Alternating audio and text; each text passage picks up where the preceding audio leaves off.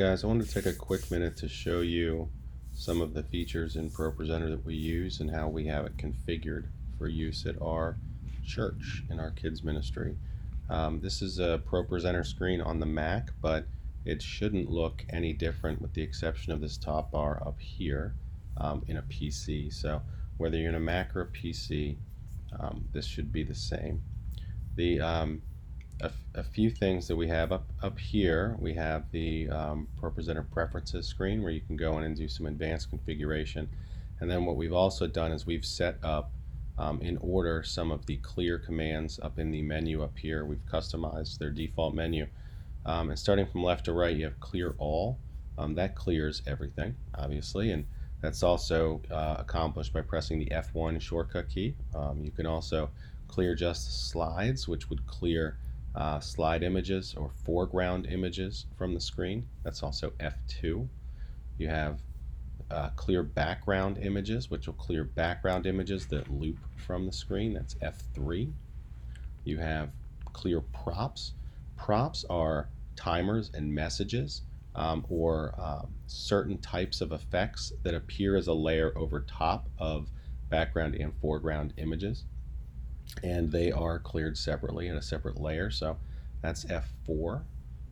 And then you have clear audio, which will just stop the audio if an audio track is playing. It will not stop audio if the audio is coming from a video source. A video source, just for reference, is also considered a background image by default. And then logo. Now logo is something that we set up it's a combination of things. It clears the screen and it shows the Mosaic Kids black and white logo. It would be the equivalent of when we are experiencing technical difficulties or something like that. Here we have the audio button, or also Control A is the same shortcut. It'll appear and disappear this right audio file here. Only very rarely does a tech need to access or use anything in the audio bin. It's very rarely used. The clear audio button is used, but actually starting audio is almost always initiated and should be initiated from a slide that's set up ahead of time. The scheduler is something that I use extensively to schedule the tech that is done in the pre-K and toddler environments. It's typically not something that a tech needs to do, but if for some reason you need to walk away and you need a certain slide to fire at a certain time, you could set something up in the scheduler. The clocks section is something that I use and the people who design the tech use to set up the clocks and the timers that you use and reuse on a daily basis. Then the messages screen is how information from clocks and then other text is displayed on the screen. It not only has to do with what text or timers would it display, but it also will, when edited, be able to use templates to decide where it goes on the screen. That's probably, there's probably enough just in clocks and timers to have its own lesson or video short, so we won't dwell on that too much. The output screen here is also Command 1, and it will toggle a full screen, sorry about that, guys,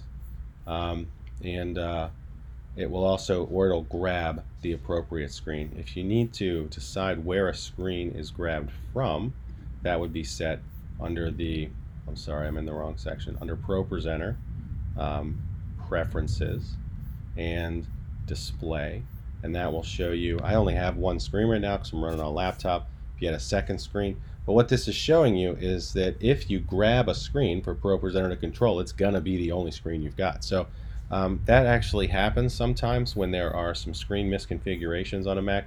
You get the output file and all of a sudden you're like, oh my gosh, what do? I can't get out of this. Command 1 or using the mouse to find and click the X in the bottom left hand corner will toggle that. The last button here is the volume. This is the volume within ProPresenter. We ask that techs use this volume button to adjust any volume in ProPresenter. Do not use like the wall panel or the mixers. If you need to lower or increase the volume, increase it or decrease it here in ProPresenter, because that won't affect microphones or other technology that's being used in the room.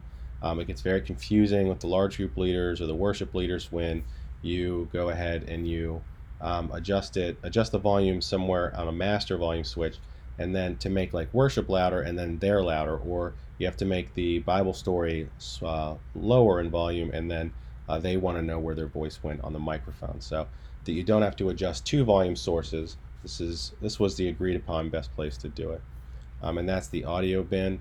Other things that you don't see at the moment would be the video bin, which is down here at the bottom when it is in use.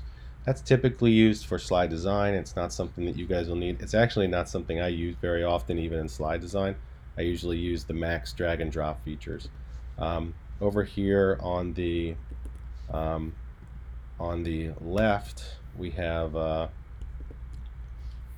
the library section and the screen. This screen is going to show whatever is on the screen at the time, and right now it's got a pre-K slide that I'm demoing for the Mosaic X, and you can see I've got a little work to do. The timer's showing up in the wrong spot, and then it's got the library of slide groups.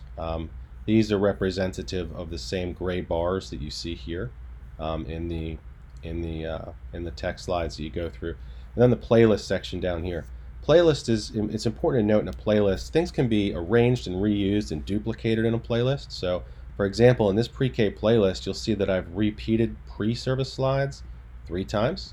It's the same library, it's the same slide deck, but I'm reusing it here. I can also delete or add something here without fear of actually deleting it in real life, but if you were to delete something in the library, it would actually be gone. So on a playlist, if you delete something, no big deal, we can get it back, but in a library, it's important for you to note that once you delete something, it's gone. I think that about covers a good basic overview of ProPresenter and how everything works. So if you have any questions, feel free to email me at mosaickidstech@gmail.com. Hope you guys are having a great day. Take care.